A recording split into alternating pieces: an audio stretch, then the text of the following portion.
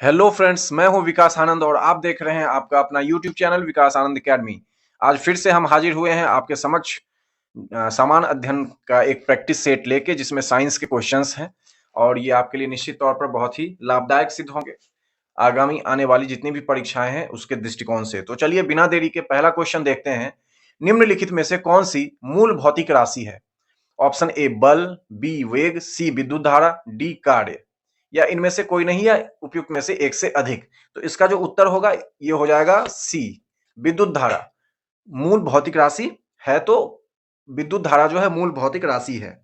7 मूल भौतिक राशियां होती हैं जो निम्न है: समय, द्रव्यमान, लंबाई, विद्युत धारा, ताप, ल्यूमिनस इंटेंसिटी और मोल। ये 7 जो है मूल भौतिक राशियां होती है, उसमें से विद्युत धारा एक है।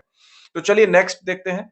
अनुदैर्ध्य तरंगों का जो उदाहरण है वो कौन सी तरंगे हैं? जैसे रेडियो तरंग, ध्वनि तरंग, एक्स किरण या गामा किरण।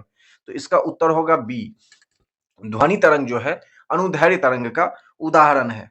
नेक्स्ट क्वेश्चन है, प्रकाश का वर्ण विक्षेपण संभव है प्रिज्म के द्वारा, उत्तल लेंस के द्वारा, अवतल लेंस के द्वारा या फिर साधारण दर्पण के द्वारा? तो इसका सही उत्तर हो जाएगा प्रिज्म के द्वारा प्रकाश का वर्ण विक्षेपण संभव है। लेंस द्वारा प्रकाश का अपवर्तन होता है, साधारण दर्पण द्वारा प्रकाश का परावर्तन होता है, परंतु प्रिज्म के द्वारा प्रकाश का 7 रंगों में वर्ण विक्षेपण होता है। इस बात को याद रखिएगा। नेक्स्ट क्वेश्चन है, किस तापमान पर सेल्सियस और फ़ारेनहाइट पैमाने मेल खाते हैं? 0 degree Celsius, 10 degree Celsius, -40 degree Celsius या फिर 40 डिग्री? तो किस पर जो है जो सेल्सियस और फ़ारेनहाइट पैमाने मेल खाते हैं? तो इसका सही उत्तर होगा सी, -40 डिग्री पर जो सेल्सियस और फ़ारेनहाइट है वो पैमाने मेल खाते हैं। नेक्स्ट क्वेश्चन चलिए देख लेते हैं। लेंस की क्षमता मापी जाती है वाट में, एम्पियर में, वोल्ट में या फिर डायोप्टर में, या इनमें से कोई नहीं? तो इसका सही उत्तर हो जाएगा डी, लेंस की क्षमता डायोप्टर में मापी जाती है। नेक्स्ट क्वेश्चन, चिकित्सा स्थितियों का निदान करने के लिए एमआरआई तकनीक का उपयोग किया जाता है। एमआरआई में किसका उपयोग नहीं होता है? ए चुंबकीय क्षेत्र, बी एक्स किरण, सी रेडियो तरंग, डी गामा किरण। तो इसका जो सही उत्तर होगा, और एक ऑप्शन ई भी है, तो इसका जो सही उत्तर होगा ई हो जाएगा। तो आपको बता दें कि एमआरआई का पूर्ण रूप क्या होता है? Magnetic resonance imaging. इसमें जो है चुंबकीय क्षेत्र तथा रेडियो तरंगों का इस्तेमाल होता है। इसमें किसी भी रेडिएशन, चाहे वो एक्स रेज हो, गामा रेज हो, इसका इस्तेमाल नहीं होता है। तो इसीलिए इसका उत्तर ई हो जाएगा। नेक्स्ट क्वेश्चन है, जब एक ध्वनि तरंग एक माध्यम से दूसरे माध्यम में जाती है तो वह राशि जो अपरिवर्तित रहती है ए आवृत्ति, बी आयाम, सी तरंग दैर्ध्य, डी चाल या ई उपरोक्त में से कोई नहीं या उपयुक्त में से एक से अधिक? तो इसका जो सही उत्तर हो जाएगा वो होगा ए आवृत्ति। आवृत्ति जो है, माध्यम बदलने पर ध्वनि की आवृत्ति जो है वो अपरिवर्तित रहती है, याद रखें। नेक्स्ट क्वेश्चन है, प्रकाश वर्ष मात्रक है समय का, दूरी का, चाल का या फिर बल का? तो इसका सही उत्तर होगा बी, दूरी का। प्रकाश वर्ष किसका मात्रक है? दूरी का मात्रक है। आपको बता दें कि एक प्रकाश वर्ष जो है वो 9.46 इंटू 10⁻12 किलोमीटर होता है। कितना होता है? एक प्रकाश वर्ष बराबर 9.46 इंटू 10⁻12 किलोमीटर। अच्छा, प्रकाश वर्ष क्या होता है? तो एक वर्ष में तय की गई कुल जो दूरी होती है वो प्रकाश वर्ष में, प्रकाश के द्वारा जो एक वर्ष में दूरी तय की जाती है उसे प्रकाश वर्ष कहते हैं। नेक्स्ट चलिए नेक्स्ट क्वेश्चन देखते हैं। निम्नलिखित में से कौन सा कण आवेश रहित है? अल्फा कण, इलेक्ट्रॉन, न्यूट्रॉन, प्रोटॉन या ई उपयुक्त में से कोई नहीं अथवा उपयुक्त में से एक से अधिक? तो इसका जो सही उत्तर होगा वो हो जाएगा सी, न्यूट्रॉन जो है वो आवेश रहित है। नेक्स्ट क्वेश्चन देखेंगे। ओम मीटर मात्रक है किसका? प्रतिरोध का, चालकत्व का, प्रतिरोधकता का या फिर आवेश का? या ई उपयुक्त में से कोई नहीं, उपरोक्त में से एक से अधिक? तो इसका जो सही उत्तर होगा वो हो जाएगा सी, प्रतिरोधकता का। ओम मीटर मात्रक है प्रतिरोधकता का, याद रखेंगे। नेक्स्ट देखते हैं, नीलम जिसको रूबी भी कहते हैं का रासायनिक सूत्र क्या है? इसका रासायनिक सूत्र क्या होगा? तो इसका रासायनिक सूत्र है Al2O3। नेक्स्ट क्वेश्चन देखेंगे।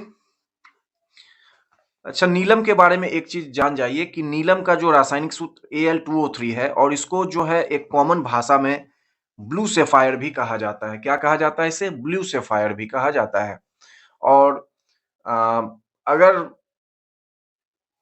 इसके बारे में जानते हैं हम लोग कि जैसे ज्योतिष शास्त्र में नीलम जो है वो कहा जाता है पहनने के लिए शनि ग्रह से संबंधित होता है, तो ये है। और एक ऑर्नामेंट के रूप में इसका जो है जेम्स के रूप में इसका यूज किया जाता है।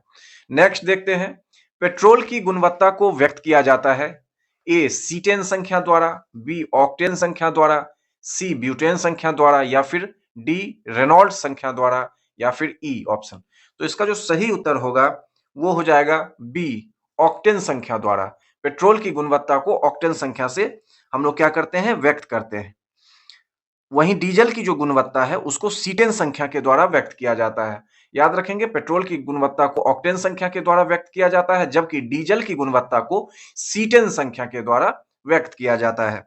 नेक्स्ट क्वेश्चन चले देखते हैं, निम्नलिखित में से किसका गलनांक सबसे उच्च होता है? बोरोन, इस्पात, सिलिकॉन, एल्युमिनियम, या फिर ऑप्शन ई। तो इसका जो सही उत्तर होगा वो हो जाएगा बी। किसका गलनांक सबसे उच्च है? तो इस्पात का गलनांक जो है वो सबसे उच्च है।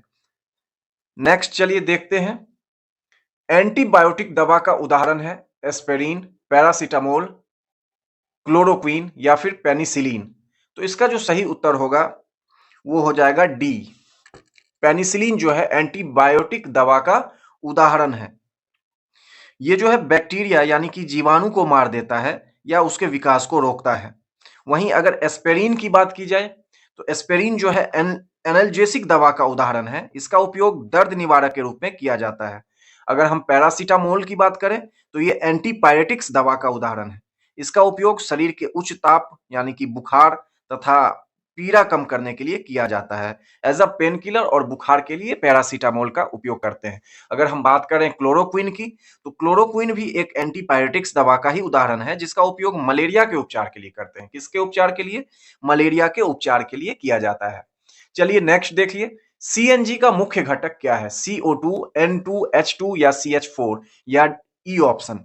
तो इसका जो सही उत्तर होगा वो हो जाएगा डी CH4। सीएनजी का मुख्य घटक क्या है? CH4 यानी कि मीथेन है। सीएनजी का फुल फॉर्म क्या होता है? Compressed natural gas. नेक्स्ट देख लेते हैं, अम्ल वर्षा का घटक क्या है? तो HNO3, H2SO4, CO2, या फिर डी ए तथा बी दोनों, या फिर ई ऑप्शन। तो इसका जो सही उत्तर होगा वो हो जाएगा डी ए तथा बी दोनों। तो आपको बता दें कि वायुमंडल में उपस्थित जो अपशिष्ट गैसें हैं जैसे NO2 है, SO2 है, नाइट्रस ऑक्साइड हो गया, या फिर सल्फर डाइऑक्साइड हो गया, या कार्बन डाइऑक्साइड हो गया, वर्षा जल के साथ अभिक्रिया कर नाइट्रिक अम्ल यानी कि HNO3 और H2SO4 का निर्माण करते हैं। अतः जो इसमें जो विकल्प है बी ऑप्शन जो है, सॉरी डी ऑप्शन जो है वो सही हो जाएगा। भारी जल का रासायनिक सूत्र क्या है? H2O, N2O, D2O, या CO। तो इसका सही उत्तर हो जाएगा सी D2O यानी कि ड्यूटेरियम ऑक्साइड। ड्यूटेरियम ऑक्साइड को ही भारी जल कहा जाता है। इसका रासायनिक सूत्र क्या है? D2O है। यह हाइड्रोजन के ही एक समस्थानिक ड्यूटेरियम का ऑक्साइड है। तो याद रखेंगे। नेक्स्ट क्वेश्चन चलते हैं, पानी का पीएच मान है 4, 7, 12, 18, या फिर ई ऑप्शन। तो इसका सही उत्तर हो जाएगा बी 7। पानी का पीएच मान कितना होता है? 7 होता है। और पानी क्या है? एक उदासीन यौगिक है, इसीलिए इसका पीएच मान 7 होता है उदासीन का। इससे कम जो होगा वो एसिडिक होगा और इससे ज्यादा जो होगा वो क्षारीय होगा। ठीक है।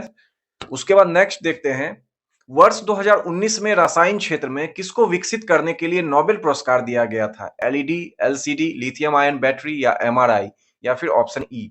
तो इसका सही उत्तर हो जाएगा सी लिथियम आयन बैटरी का जो विकसित करने के लिए रसायन के क्षेत्र में नोबेल प्राइज दिया गया था।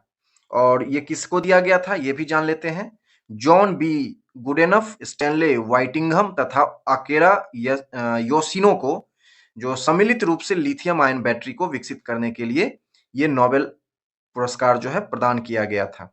याद रखेंगे। चलिए नेक्स्ट देखते हैं, प्राकृतिक रबर किसका बहुलक है? आइसोप्रीन का, विनाइल एसीटेट का, स्टाइरिन का, या फिर प्रोपीन का, या फिर ऑप्शन ई। तो इसका जो सही उत्तर होगा वो हो जाएगा आइसोप्रीन का। प्राकृतिक रबर जो है आइसोप्रीन का बहुलक है। नेक्स्ट क्वेश्चन, पानी की टंकी में फंगी को नष्ट करने के लिए इस्तेमाल किया जाने वाला रसायन क्या है? Nitric acid, zinc sulphate, magnesium sulphate, या फिर कॉपर सल्फेट, या ऑप्शन ई। तो इसका सही उत्तर होगा डी, कॉपर सल्फेट। आपको बता दें कि कॉपर सल्फेट जो है एक प्रकार का फंगीसाइड है जिसका इस्तेमाल फंगस के नाश के लिए किया जाता है। नेक्स्ट क्वेश्चन, निम्नलिखित में से कौन सा क्लोरोफिल का घटक नहीं है? A calcium, B carbon, C magnesium, D hydrogen, या फिर ई ऑप्शन जो है वो। तो इसका जो सही उत्तर होगा वो हो जाएगा ए कैल्शियम। तो क्लोरोफिल का घटक नहीं है, बाकी जो है क्लोरोफिल के घटक हैं। नेक्स्ट देखते हैं, पौधे में पानी पहुंचाया जाता है जाइलम द्वारा, एपिडर्मिस द्वारा, फ्लोएम द्वारा, या कैम्बियम द्वारा, या फिर ऑप्शन ई। तो इसका जो सही उत्तर होगा वो हो जाएगा जाइलम के द्वारा। जाइलम के द्वारा जो है पौधे में पानी पहुंचाया जाता है। ये एक प्रकार का उत्तक है, जाइलम एक प्रकार का उत्तक है। यह पौधे को यांत्रिक सहायता जो है प्रदान करता है तथा जल एवं घुलित जो इसमें खनिज लवण होते हैं उनको लवण का जो संवहन है जड़ से पत्ती तक करता है। वहीं जो फ्लोएम है वो पत्तियों के द्वारा जो भोज्य पदार्थ है उसको पौधे के विभिन्न भागों में पहुंचाता है। तो इस बात को याद रखेंगे। नेक्स्ट देख लेते हैं, प्रकाश संश्लेषण के दौरान हरे पौधे अवशोषित करते हैं क्या? ऑक्सीजन, नाइट्रोजन, कार्बन मोनोऑक्साइड, या फिर कार्बन डाइऑक्साइड CO2। तो इसका सही उत्तर जो होगा, तो सही उत्तर होगा ऑप्शन डी, कार्बन डाइऑक्साइड। प्रकाश संश्लेषण के दौरान हरे पौधे कार्बन डाइऑक्साइड अवशोषित करते हैं। नेक्स्ट है, ऑक्सीजन अनुपस्थित होती है कांच में, मिट्टी में, सीमेंट में, केरोसिन में, या फिर ऑप्शन ई। तो इसका सही उत्तर होगा केरोसिन में। ऑक्सीजन किस में अनुपस्थित होता है? तो केरोसिन में अनुपस्थित होता है। नेक्स्ट क्वेश्चन, एंजाइम लाइपेज का स्रोत है ए गुर्दा, बी अग्नाशय, सी यकृत, डी हृदय, या फिर ऑप्शन ई। तो 26 का जो सही उत्तर है वो हो जाएगा बी अग्नाशय। एंजाइम लाइपेज का स्रोत क्या है? तो अग्नाशय है। लाइपेज क्या है? एक एंजाइम है जो अग्नाशय द्वारा स्रावित होता है। लाइपेज अपने घटक जो वसा अम्ल और ग्लिसरॉल अणुओं में ट्राइग्लिसराइड्स जैसे वसा को हाइड्रोलाइज करता है। नेक्स्ट क्वेश्चन है, बीसीजी वैक्सीन का इस्तेमाल किसकी रोकथाम के लिए किया जाता है? ऑप्शन ए छोटी चेचक, बी टाइफाइड, सी क्षय रोग, डी प्लेग, या फिर ऑप्शन ई। तो इसका सही उत्तर हो जाएगा ऑप्शन सी, क्षय रोग। बीसीजी का जो टीका लगाते हैं क्षय रोग यानी ट्यूबरक्लोसिस टीबी के लिए करते हैं। निम्नलिखित में से कौन सा हार्मोन अग्नाशय द्वारा उत्पन्न होता है? Option A thyroxine, B insulin, C galanin, या डी गैस्ट्रिन, या फिर ऑप्शन ई। तो इसका सही उत्तर होगा ऑप्शन बी, इंसुलिन। तो हार्मोन जो है जो अग्नाशय के द्वारा उत्पन्न होता है वह है इंसुलिन। आपको बता दें कि अन्य जो है थायरोक्सिन जो हार्मोन है वो कोशिकीय श्वसन की गति को तीव्र करता है, वहीं गैस्ट्रिक जो है अमाशय से स्रावित होने वाला एक रस है। और इंसुलिन तो आपने जान ही लिया कि ये अग्नाशय द्वारा जो उत्पन्न होता है। नेक्स्ट है, निम्नलिखित में से कौन रक्त के संचरण में मदद करता है? लिम्फोसाइट, मोनोसाइट, एरिथ्रोसाइट, या फिर रक्त प्लेटलेट, या फिर ऑप्शन ई। तो इसका जो सही उत्तर होगा वो हो जाएगा ए, लिम्फोसाइट जो है रक्त के संचरण में सहायता करता है।